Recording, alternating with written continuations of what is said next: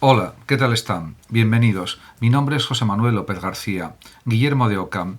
En este vídeo o tutorial sobre algunos aspectos de la filosofía y la teología de Guillermo de Ockham, también aparecerá la cuestión del nominalismo, porque efectivamente Guillermo de Ockham fue también un pensador nominalista. Nació en Surrey, en Inglaterra, en 1285 y murió en Múnich por la peste negra en el año 1349. Ockham fue un agudo crítico y su pensamiento se caracterizó por cuestionar, por discutir, por poner en duda los principios que fundaban los sistemas metafísicos del siglo anterior, principalmente de Tomás de Aquino, pero también de otros pensadores como Duns Scoto y otros muchos teólogos, San Buenaventura, etc. Estudió en Oxford, universidad de la que posteriormente sería profesor, y le tocó vivir de cerca los conflictos entre el Papa y el Emperador, pero se decantó claramente por las tesis del Emperador. Y, de hecho, uno de sus libros se titula Contra el poder tiránico del Papa, o contra el poder despótico del Papa, se podría traducir también. Entre sus obras, que representan un giro determinante en el pensamiento escolástico, destacan Comentarios a las sentencias de Pedro Lombardo y Suma de la lógica o Suma lógica, donde desarrolla su crítica al aristotelismo escolástico. Por otra parte, Guillermo de Ockham fue acusado, a mi juicio injustamente, de herejía, y sus obras fueron sometidas a examen por el Papa. En el año 1328, Ockham decidió escapar y refugiarse junto al emperador. A partir de ese momento criticó en sus escritos el poder del Papa, del Pontífice, y apoyó los intereses del emperador Luis IV de Baviera.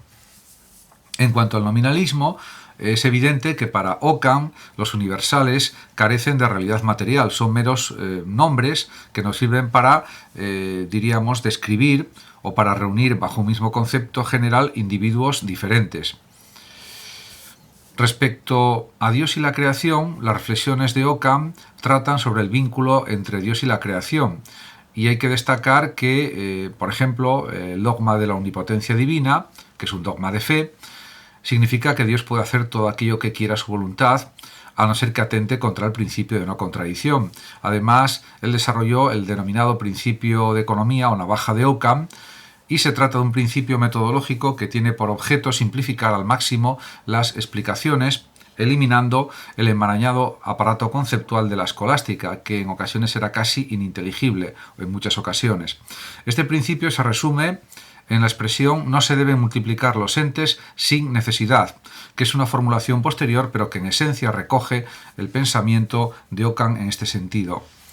Ockham consideraba o pensaba que era necesario y preciso eliminar todo aquello que no fuera evidente en la intuición o absolutamente necesario para la explicación de lo real o de la realidad. También Ockham negó las ideas ejemplares, ya que serían límites a la voluntad divina, y además para él las ideas ejemplares atentaban contra el principio de economía. Según Ockham, para explicar la realidad es suficiente con Dios y el conjunto de cosas concretas que constituyen la creación.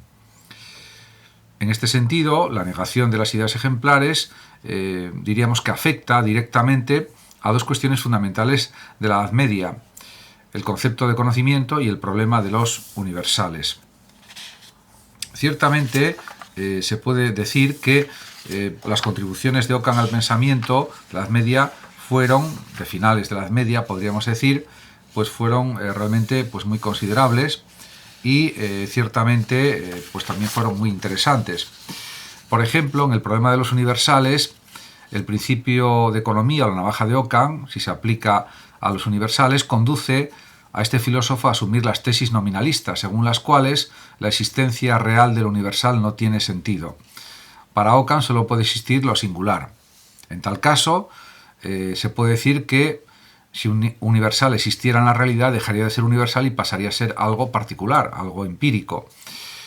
Por otra parte, él da mucha importancia, Ockham, al conocimiento intuitivo. Es el conocimiento inmediato, directo y evidente de los seres concretos.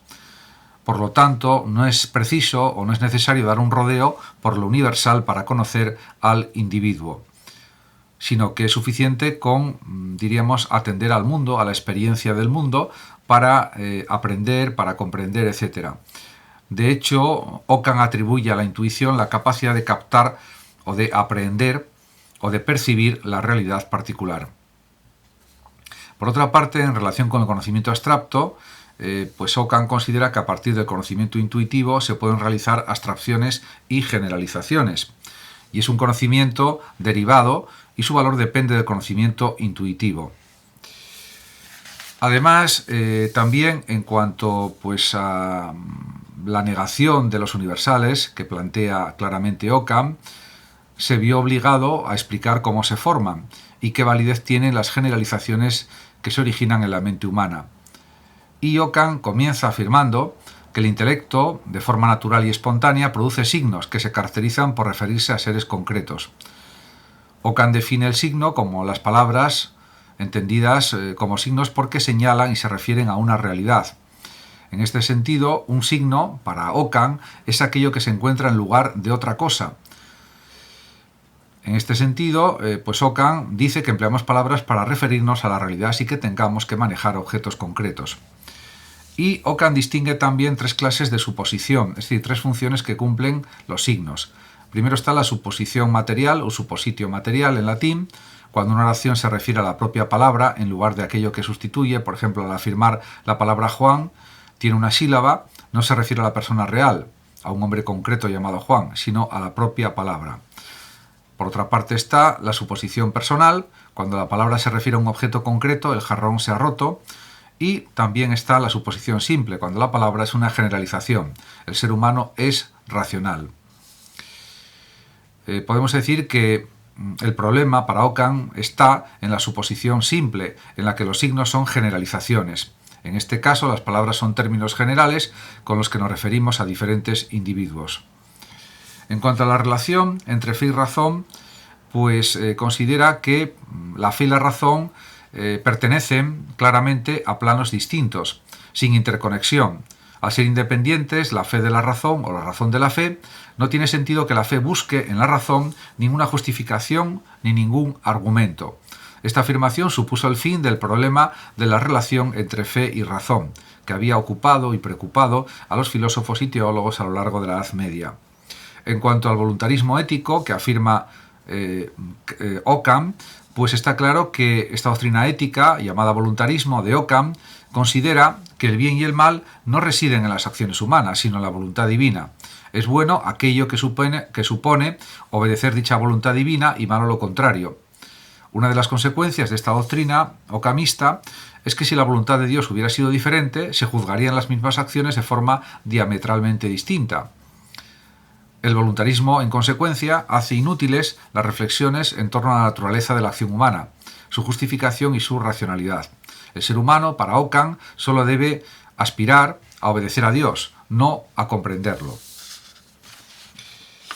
Ciertamente, como se puede observar, las ideas de Ockham pues, fueron muy adelantadas para su época, desarrollaron muchos aspectos novedosos y pues también en el ámbito de la política, pues Ockham, como ya comenté al principio del vídeo, pues obtuvo la protección del emperador Luis IV cuando fue acusado por el papado como hereje. Y, por supuesto, Ockham defendió con fuerza, con energía, la independencia de los poderes terrenales frente a los espirituales o a los de la propia Iglesia, al poder eclesial. Según Ockham, el Papa no podía reivindicar de ninguna manera el sometimiento al emperador, ya que el poder que otorgó Cristo a la Iglesia es espiritual, no es temporal o no es terrenal. Esto significa que tanto las propiedades como el poder político deben quedar fuera de la Iglesia. Con estos planteamientos doctrinales, Ockham se opuso, por tanto, muy claramente al agustinismo político, según el cual los estados debían promocionar los valores cristianos y someterse a la voluntad del Papa. De hecho, por ejemplo, en un fragmento del comentario al libro de las sentencias de Pedro Lombardo, Guillermo de Ockham escribe lo siguiente: a causa de la libertad de la voluntad, no hay verdad contingente de la cual se siga necesariamente esta proposición. Yo quiero a Sortes. En efecto, si se siguiera de alguna, se seguiría sobre todo de esta. Sortes se presenta a mi entendimiento bajo la razón del bien, o sé que Sortes ha de ser querido por mí, pero puesto que la voluntad puede querer libremente lo opuesto al dictado del entendimiento, de ninguna proposición de este tipo se sigue necesariamente esta. Yo quiero a Sortes. Esto está en relación con la concepción voluntarista de Occam y su creencia de que la voluntad divina no tiene que ser racional.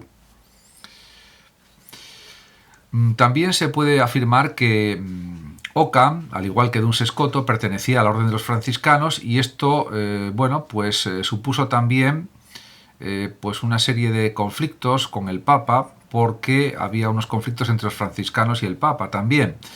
Era una orden mendicante que había sido fundada en 1208 por San Francisco de Asís, y a ella pertenecieron numerosos intelectuales, por ejemplo también San Buenaventura. Las desavenencias de Occam con el Papa surgieron por sus discrepancias a la hora, por ejemplo, también de interpretar la pobreza evangélica. Si se hiciera una comparación, por ejemplo, entre Tomás de Aquino y Guillermo de Occam, en cuanto a distintos aspectos teológicos y filosóficos, se podría hacer esta comparación. En cuanto a la relación entre fe y razón, Tomás de Aquino, a pesar de que emplea métodos independientes, considera que hay correlación y armonía entre la fe y la razón, y en caso de contradicción el error provendrá de la filosofía. En cambio, para Guillermo de Occam, fe y razón son esferas absoluta y completamente separadas. No hay armonía ni relación posible entre ambas. Respecto al problema de los universales, para Tomás de Aquino, los universales existen de tres formas diferentes: en la mente de Dios, en las cosas mismas, como géneros y especies, y en la mente humana. En cambio, Guillermo de Occam reafirma un claro nominalismo. Los universales no existen, solo existen Dios y los seres concretos, particulares, contingentes. En cuanto al conocimiento, para Tomás de Aquino, el entendimiento, por abstracción, parte de las imágenes de la sensibilidad para obtener las especies. En cambio, para Guillermo de Occam, el entendimiento capta directamente lo particular, y por analogías, similitudes y semejanzas se emplean términos generales para referirse a una diversidad de individuos.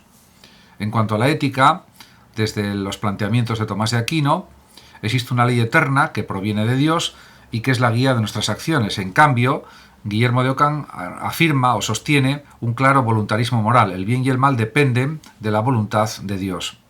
Respecto a la política, Tomás de Aquino afirma que el Estado y la Iglesia son autónomos y compatibles, y que el Estado debe promover claramente el cumplimiento de la ley eterna divina, por lo que en último término se encuentra al servicio de la religión.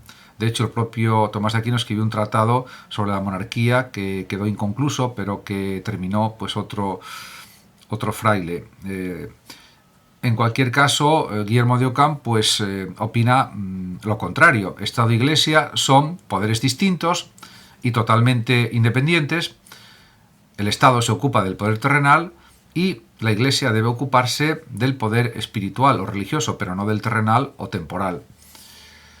Muchísimas gracias a todos por su atención. Saludos como siempre a los oyentes de Radio Sofando de México. Y por último decir que los que lo deseen pueden compartir este vídeo en sus redes sociales, darle like o suscribirse a mi canal de YouTube. Hasta siempre.